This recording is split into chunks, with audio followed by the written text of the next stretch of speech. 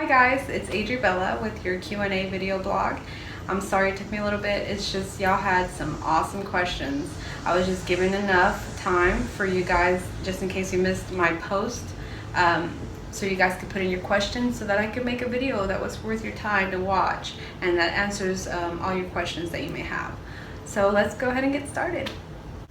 This first question is from @Paulina's_beauty_box. And she asked, how many pounds a week was I losing when I first started? Well, I would say now I don't weigh myself as I used to, but when I first started, I was very anxious and I wanted to know how much I was losing. I even went as far as to weigh myself more than once a day. Now I know better. I mean, our bodies fluctuate, we retain water weight, and so the weight fluctuates throughout the day. But before I was weighing myself weekly and if not daily, and I was losing about 2 to 3 pounds a week. So on the first month, however, I did lose 15 pounds. And that's because my body went through such a drastic change and such a drop in calories. So I'd say about 2 to 3 pounds a week. The next question is from Tiny Tree Ventura, and she asked how to find workout gears when you're in the between stage. Well, I went to garage sales, I went to thrift stores, and I found a lot of good workout gear that I could use at home. For example, I found some ankle weights, I found a Jillian Michaels resistance rope, I found sports bras, I would find t-shirts, I'd find yoga pants, tennis shoes even. And you don't want to go too expensive when you're first starting off, because you are going to be losing weight. Your body's going to be shrinking.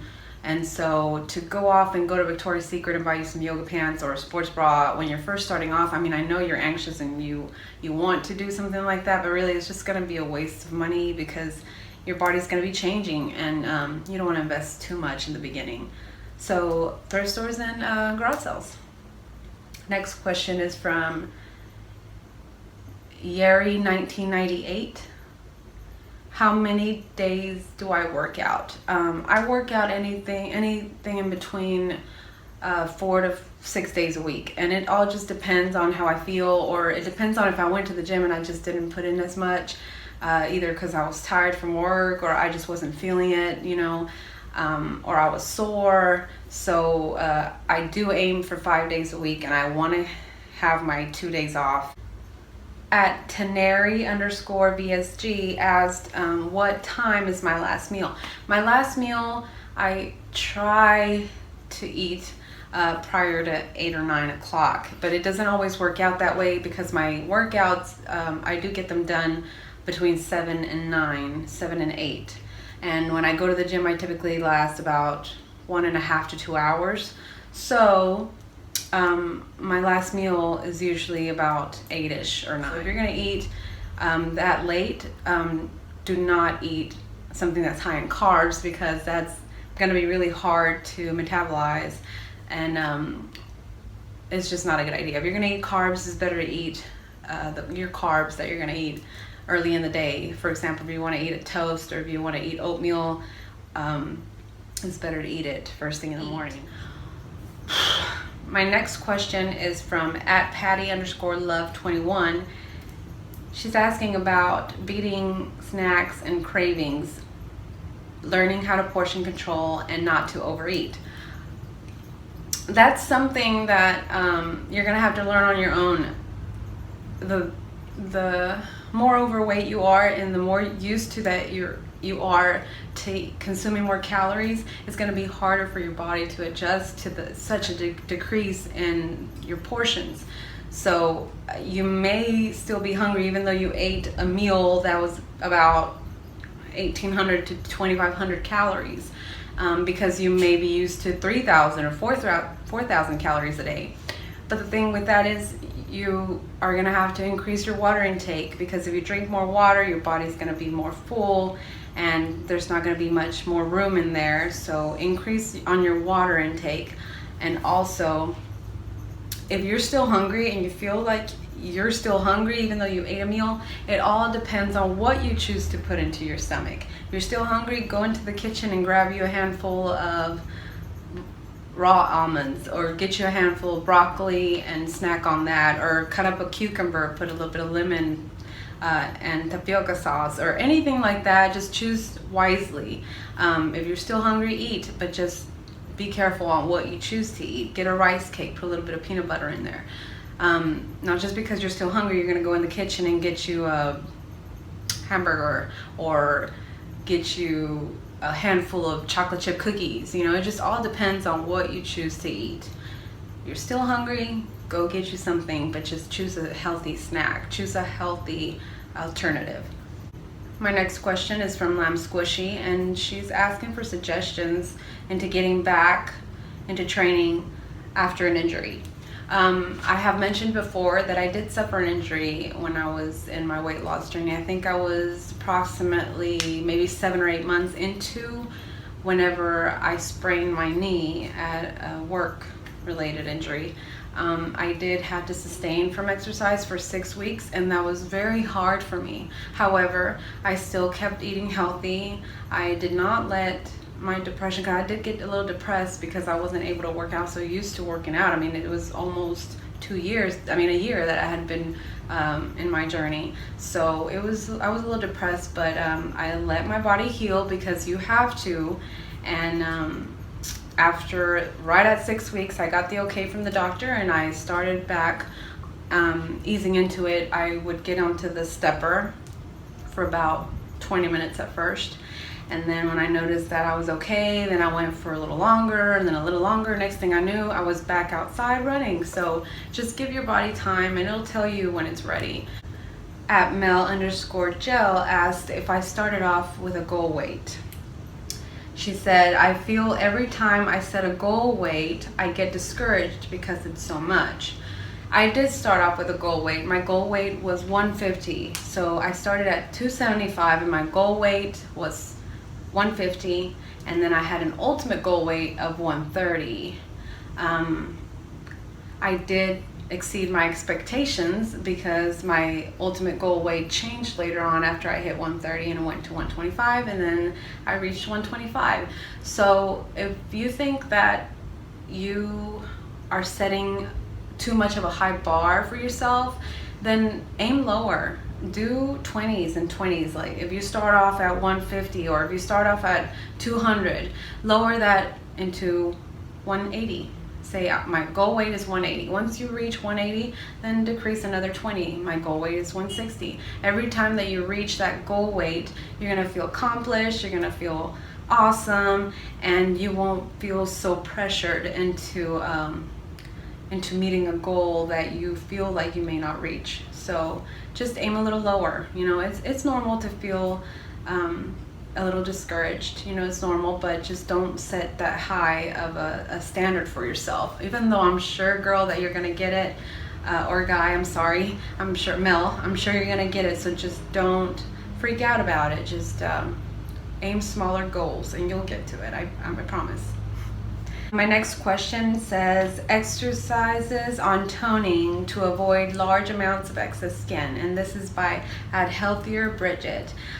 Well, I was walking, and then I became a runner, as many of y'all should know already. And what I did was I would come home after my walks and or runs, and then I had my kettlebell at home. I had my pull-up bar, I had my yoga mat, I had my weights, ankle weights, I had my resistance rope. Anything that I had at home, I would use. If I was sweating, I felt accomplished after my mile, my 2 miles, and I would get on the floor on my yoga mat and just do push-ups. I started doing sit-ups, I would do planks, I would get on YouTube, I would Google any at-home workouts, and just start sweating. I would just start sweating, just make myself keep going, and you'll feel it. I mean, I'm sure when you guys work out, when y'all come home all sweaty and your cheeks all red and rosy, you feel accomplished. You feel like you went out and you did something for yourself that day. You are bettering yourself, you're bettering your health, and you are gonna feel awesome that when you come home, you're gonna wanna keep going. get on the floor and do some squats, you know, do whatever it is going to keep your heart going. And I promise you, it's going to work out. If you do the resistance rope, it's going to help your arms, because I did have a lot of, I have excess skin on my arms. I mean, you can see it. I have excess skin in my belly, you know. It's just not in a large amount, an excess amount, because I did do those at-home workouts. They work. They really work, and take my testimony that they work. So anything that you find, you know, at a garage sale, you want to go to Burlington's, go to Ross, they have weights, they have little workout gadgets that you can do at home. YouTube, Google any of those at-home workouts, and I promise you that they're going to work. Anything that triggers certain specific areas in your body are going to tone up as at the same time. You're going to tone at the same time as you're losing. So I would suggest the at-home workouts after you do your little cardio, and that's what's kept me to not have as much excess skin. But don't let it fool you. I do have excess skin. It's just not a large amount like it would have been if I wouldn't have done anything to tone up in the process. At Mayonata, she asked about muscle soreness, back pain, lack of energy. When I started to working out, if I ever suffered from any of that, and if so, what did I do to deal with it?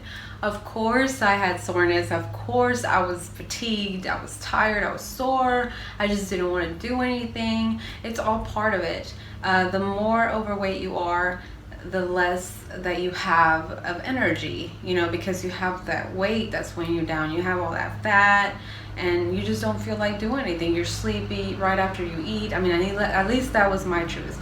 As soon as I ate, I stuffed myself and I just wanted to go lay down. I didn't want to do anything. I had no energy. You are filling your body with all those calories and you're not burning any of it, so of course you're not going to want to do anything. So yes, I had all that.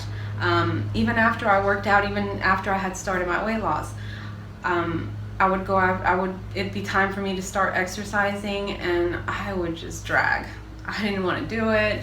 You know, I literally had to throw on my shoes, put on my clothes, and just get out the door. Stop making excuses. You know, that's what I told myself. If I want to change, if I want a difference in my body, if I really want to get healthy, I need to get out this door and stop making excuses. So yes, I had soreness right after I worked out every day. I mean, my husband would rub my feet for me. He was a sweetheart, you know, because I had pressure points in my feet that hurt from my weight, you know, because your feet and your legs, they get the most hit from your weight. They carry you. So I would have very sore spots in my feet. And my dear husband, when I would get home after my walks or my runs, you know, my feet were burning. They hurt so bad. My knees would ache. He gave me a little massage, you know, or I'd just hit the shower or rub my feet, you know. So, but really I didn't use any products for that. Your body will get stronger, your muscles will get bigger, and you won't have as much pain anymore, I promise. The next question is from Nuwa. How did I stay motivated? That is a really tough question, because motivation can come from many places.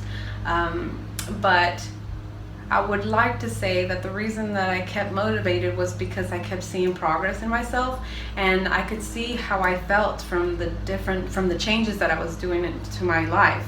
I could feel rather than see. I wasn't seeing differences at the beginning, but I could feel different. I felt stronger. I felt like better. I felt like I was doing something to better myself, and things that I never thought that I could do. I mean, I never thought that I was gonna make a change and stick to it. So I felt proud of myself, and that kept me motivated, you know. And also my family, you know, my brother here and there, my sister, my mom would say, "Oh my God, you know, your face is looking a little slimmer." You know, to me, I felt like they're just saying that, you know, it's not true. But those little things, you know, from your loved ones or friends, you know, keep you motivated. They keep you going, you know. So I'd like to say that the little changes that I saw in myself and people around me, the little things that they would say about me, and they definitely kept me motivated. But I also would Google images, you know, of before and after pictures, or I'd look on Instagram for motivation.